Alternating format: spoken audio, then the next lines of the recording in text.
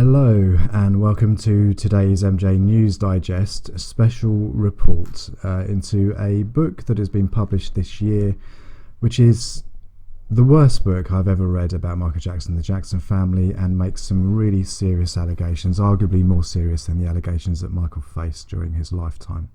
So this is the book. I mentioned this in a previous News Digest, Don't Stop Dancing, Stranger Than Fiction by Gary Revel, worst cover in the world. It has since been updated. Investigative research consultants, there are a couple.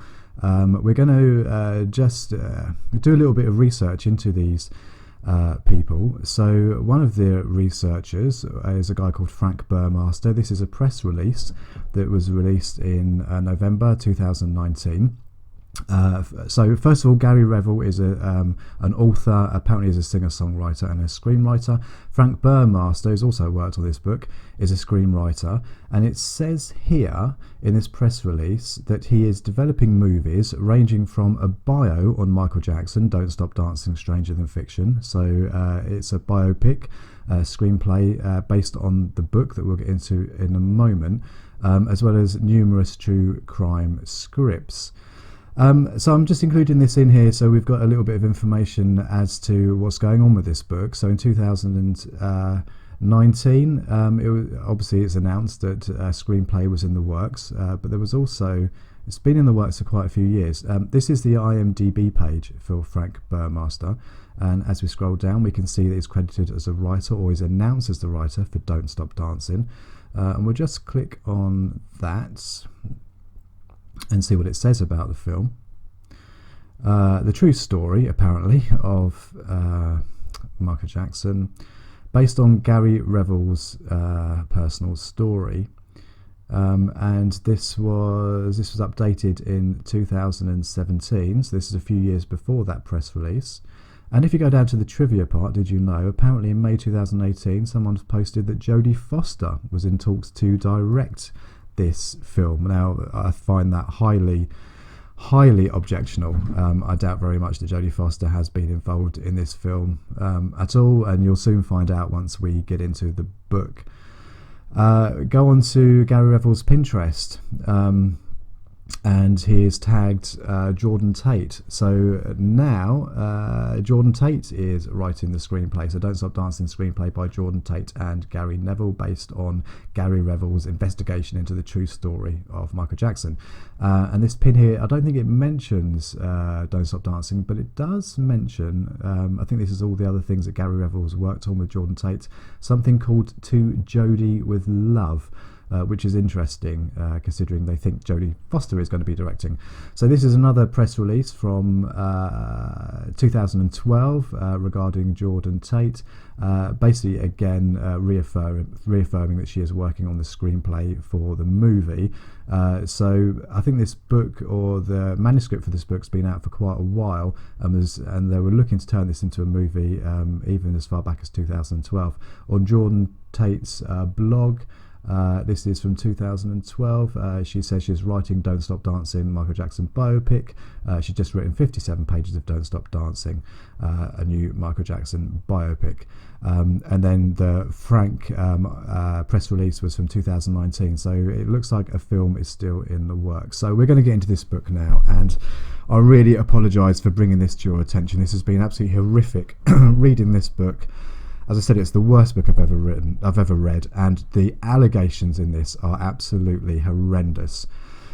So the whole premise of this book is basically Gary Revel has been asked by Ben Brown, who is one of the producers and creators or owners of Steeltown Records, the record label that the Jackson 5 were signed to before Motown, to meet with him because Ben Brown has some information about Michael Jackson.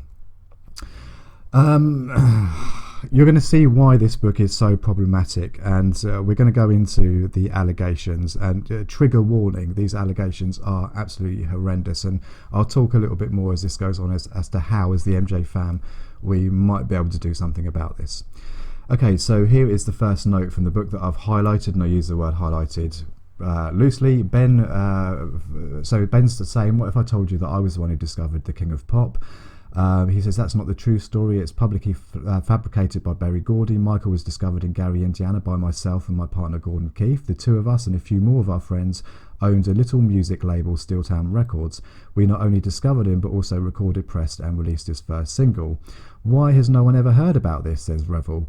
Because Berry Gordy and the Jackson Empire chose to keep the truth from getting out. Now, I've been a fan of Michael Jackson and the Jackson family since 1982, and I've known ever since I was a fan that the Jackson family signed to Steeltown Records before Motown. So I don't understand why this apparently is such earth-shattering news. Just because Gary Revel, the author, didn't know about this doesn't mean that the rest of the world doesn't. But he's asserting that this is some big, mysterious, dark secret that the Jackson family and Motown are keeping from the world.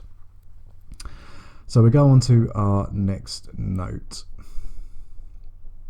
Okay, so we're now into 93. So a few weeks later, I'd arranged for Ben to hold a press conference at the Hollywood Press Club, where he was to announce the plans to release the true story of Michael Jackson. The day before the press conference was to be held, news broke that Michael was being charged. So this is going back to the 93 allegations. We continued with the press conference, but the facts relating to Ben coming out with the true story of Michael Jackson, i.e. Steeltown, was lost to the spectacle of the criminal charges. Now, I've researched this press conference. I can't find any mention of this press conference. So, I don't know, maybe this is bollocks, as is most of the book. The next day, I got a call from Bill Bray. Bill was Michael's head of security. Mr. Revel, Michael got wind of your press conference for that Steeltown Records guy. Yes, I expected he would. Michael said to tell Ben to keep his mouth shut. He is not to talk to the press at all. Bill loudly ordered. Okay, so this is kind of like setting up this idea that Michael Jackson is threatening through Bill Bray this investigation into Steeltown Records and the fact that Steeltown, the Jackson 5 were signed to Steeltown before Motown. I just don't understand this. This is absolutely ludicrous, but it gets a whole lot worse.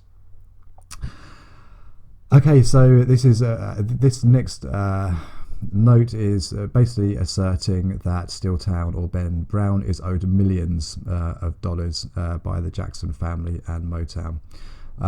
He also then goes on to say that Michael is trying to find his childhood, something he never really had.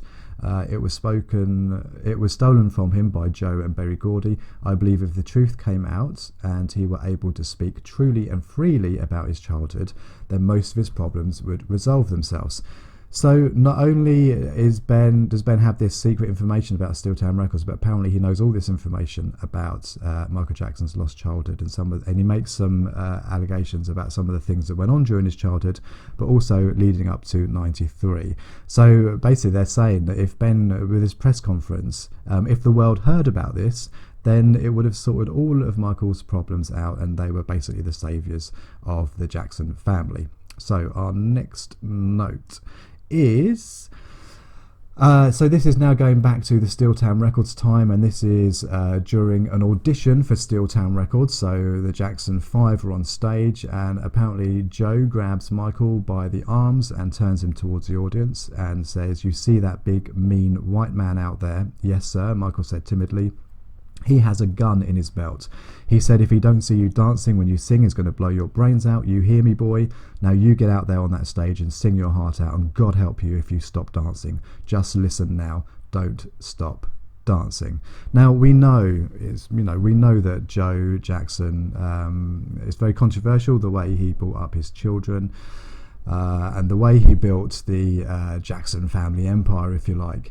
But this story here, how can it be built on facts? Who else would have known about this conversation other than Michael and Joseph Jackson? And neither of them have recorded this information or given this as public knowledge.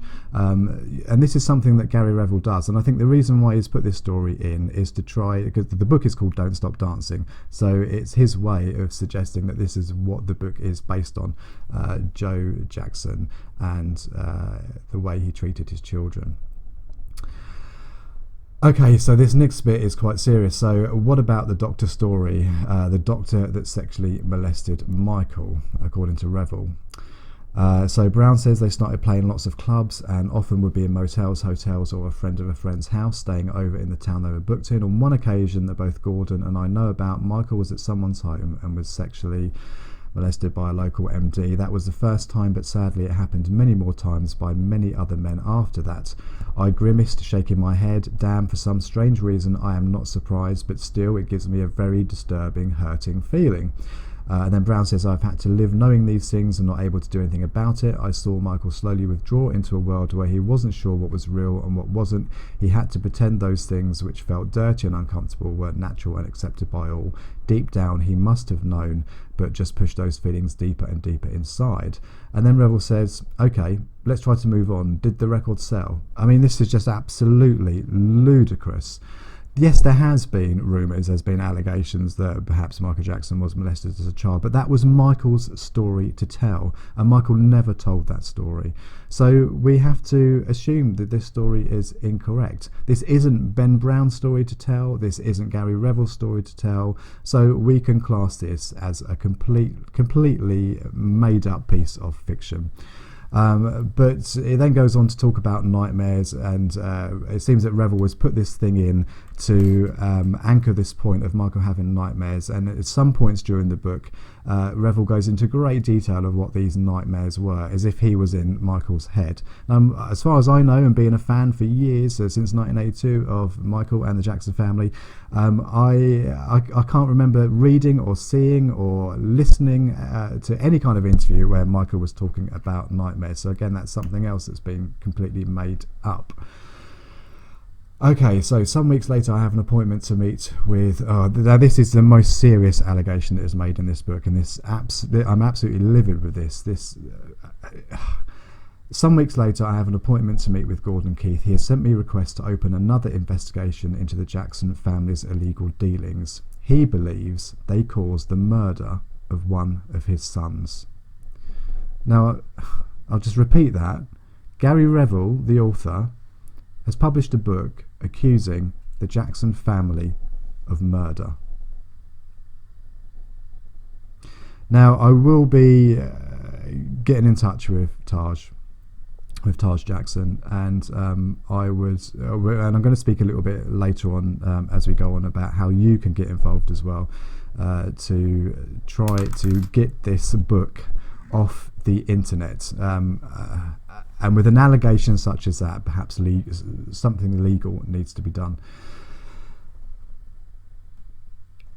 You can see why it's been quite horrendous reading this. I must have read this book about 4 or 5 times as I've been doing my research. And I am sorry, I do apologise for bringing this up, but this is something that I think we all need to be made aware of. And the MJ family are brilliant at getting together and doing something about horrendous allegations. And I've never seen this allegation anywhere around before. This is just the worst thing that I can think of. The Jackson family have put up with so much over the years, and now in 2020 someone has published a book accusing the Jackson family of murder. This madness, it has to stop. We've all had enough. So we're going to go on to our next note. Okay, so this is just in a timeline inaccuracy. So Revel is asserting that this is now based in 1978.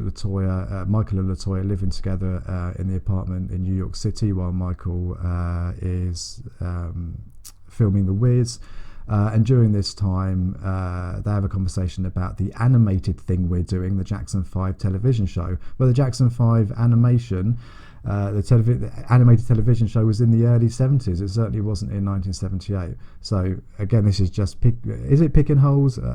This is just the timeline is completely inaccurate. So now, after Off the Wall, apparently Michael is talking to Quincy about cosmetic surgery. Of course he would. And Michael says, I've had rhinoplasty, I had breathing difficulties. And then a few days later, apparently after this conversation, so a few days after Michael has had his first rhinoplasty, Michael goes back to the surgeon. History will be written today. So Revel is implying or suggesting that the day after no surgery, Michael Jackson goes to have another one, which is physically impossible. Okay, so this, I tell you, Gary, Joe is not happy. He is hearing that you are getting too close to the secrets of the family. I know our agreement is for you to get to the truth and make it public, but you are making some serious enemies. So this is setting up the fact that the Jackson family are not happy with what Gary has unearthed. And that he is making some enemies. So it then goes on to the fact that the Jackson family basically sent two black dudes in their 30s to beat this author up. So I ignore these two, I go toward the locker room, I am wrapped up, getting ready to head on home. They scan the area, then head that way, they follow me. One of them says, "You, Gary Revel," and Gary says, "That's me."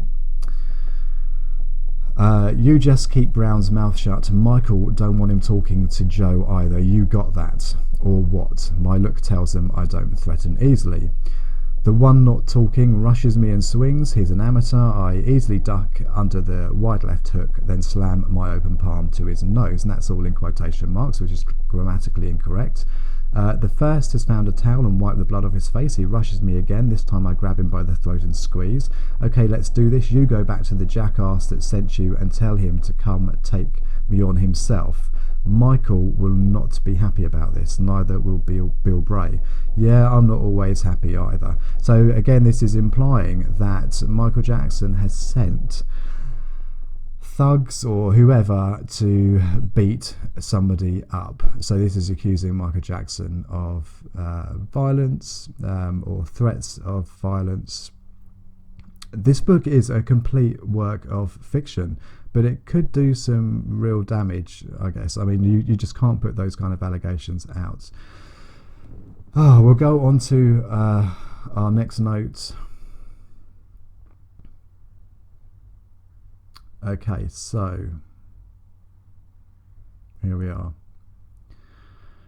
Wait for it to load. So now we're on to the making of the Thriller video and how John Landis was involved. So John Landis, film director, sits on his sofa reading a film screenplay titled Trading Places. When his phone rings, he looks at the time. It's too late, but he picks up the phone anyway. Yes, it's me. Who's this? Michael Jackson. How are you? Now, this is not how John Landis got involved with the Thriller video. I have been writing a book about Thriller since 2018, and I'm just in the final stages of that. So I've been privy to some information regarding the phone conversation that Michael and John Landis had, and I'm just highlighting this part of the book again to show you that this is something else that is completely inaccurate, and this book is filled with timeline inconsistencies, inaccuracies, and just information that is not factually correct. Our next, okay, so this is another allegation. This is our next highlighted note. This is talking about the making of Thriller. It's saying that dancers, including the 16-year-old Eddie Reynosa, join in to this impromptu dance. Years later, Eddie will go public with claims that Michael took him home with him that night and molested him in the pool. So Revel is now implying that there is another victim. Again, this book has been released in 2020. So I have done some research into Eddie Reynosa. I haven't done as much research as I would like to have done because I want to get this video out, but it looks like in '93 Reynosa was talking to people like Hard Copy and tabloids, but more about Michael's disappearance when he went into rehab, suggesting that he had information about that. And I found one article, I think it was in '94, where Reynosa does say that he was molested by Michael Jackson. Okay, so now apparently this is after the Thriller video has been filmed, and this is during the filming of Say Say Say. Again, that's factually incorrect. I know this to be true. The Say Say Say video was not filmed after the Thriller video, and I'll just include this in here again to show that this book is based on a load of bollocks. Okay, so the nightmare continues. He's looking at every angle of his face. I'm not going to read that. This is apparently what's going on in Michael's mind. How Gary Revel would know that, I've got no idea. Okay, so now Lisa Marie. Michael has met Lisa Marie, and this apparently is Christmas 1993. This is a complete work of fiction and fantasy. Lisa Marie hands Michael a golden star. Here, put this on top of the tree. Michael is deeply moved. He takes the star and climbs a ladder to the top of the Christmas tree. He is about to hang it when lights circle the house. Sounds that are foreign to Neverland are heard. A staff member opens a door and the police walk in. Michael does not realise it, but he drops the star and it shatters on the floor. It's the beginning of a living nightmare. A cop walks over to Michael, still on the ladder, and presents his badge. Mr. Jackson, we have a search warrant to search your house. You are accused of sexual abuse. We know this isn't how that... We just know that this didn't happen. It then goes on to say, during the same time, that Michael is then taken to the police station. He is searched, stripped naked, photographed, physically examined, and made to feel as if he were less than a human being. And we know this to be inaccurate as well. We know that the stripping, the photography, and the body search was conducted at Neverland. It wasn't conducted at the police station. Oh, dear me. Okay, so let's go on to our next note. So again, this is Lisa Marie talking to Michael. Michael, do you hear me? I'm very worried about you. Why don't you just settle out of court, Michael? Maybe go into therapy, some kind of rehabilitation. The longer this goes on, the more you're destroying yourself. We all know you did not do anything wrong, but sometimes settling something like this is the best. Michael, are you there? I love you. I want to help. Complete fantasy. We know that it wasn't Lisa Marie's idea to settle the Chandler case. Okay, so this is now the HBO One Night Only special. The rehearsals, days later, Michael rehearses for television performance with technicians, dancers, and the director of the show. The music starts and projectors illuminate Michael. He's into the music, into his song completely. It's Scream, his duet with Janet, a song of protest of the paparazzi and the tabloids. Suddenly, a projector is turned on him, blinding him. This intense light is reminiscent of the fire that burned his scalp during the Pepsi commercial shooting. So Revel is suggesting that the reason why Michael Jackson collapsed and was hospitalised was because a light was shining too brightly on him and reminded him of the Pepsi commercial accident. Okay, so now Lisa Marie apparently has left Michael Jackson, and Michael checks Lisa Marie's dressing cupboard. All her clothes are gone. Michael has a secret room. He goes to it and draws a child. A black child sitting in a corner, his eyes sad. He's holding a big microphone against him. This child is him.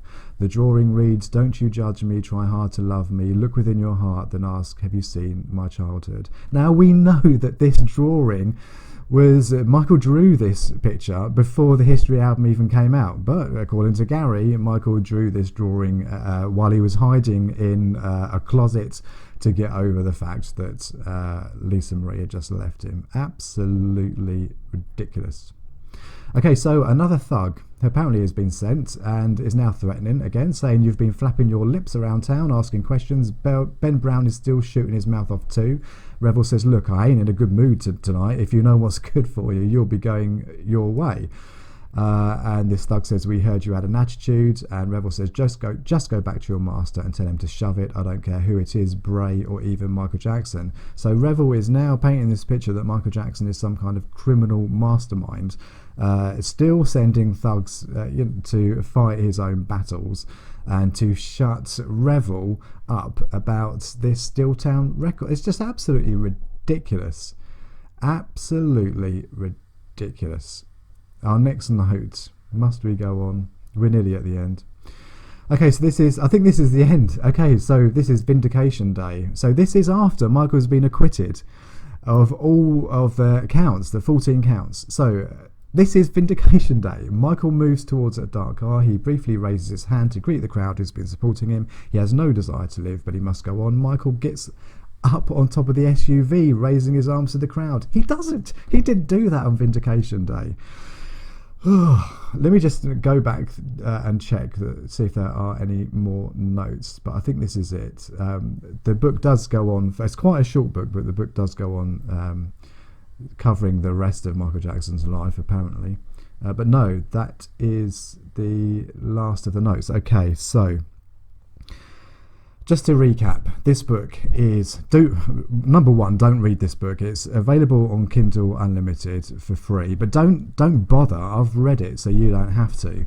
It's been traumatic to read this book. I've had to read it, as I said, about 4 or 5 times, and I've done a little bit of research around it as well. And I just wish I hadn't started reading this book. It's absolutely horrendous. It's a complete work of fiction, full of inaccuracies, full of timeline inaccuracies, factuals, stuff that just isn't true. It's a work of fiction, but it also includes some really serious allegations. There's allegations against Michael that he's some kind of criminal mastermind sending thugs onto people, but there's also that allegation that the Jackson family murdered somebody's son. Now, as I said, I'm going to get in touch with Jackson regarding this, bring this to his attention. It's something that I think he should know. And as the MJ fam, as all of you out there, you can do your bit as well. Maybe retweet my tweets. Get in touch with Amazon. Try to get this book taken off the Kindle service. This, as I said earlier, the Jackson family have put up with this kind of shit for far too long.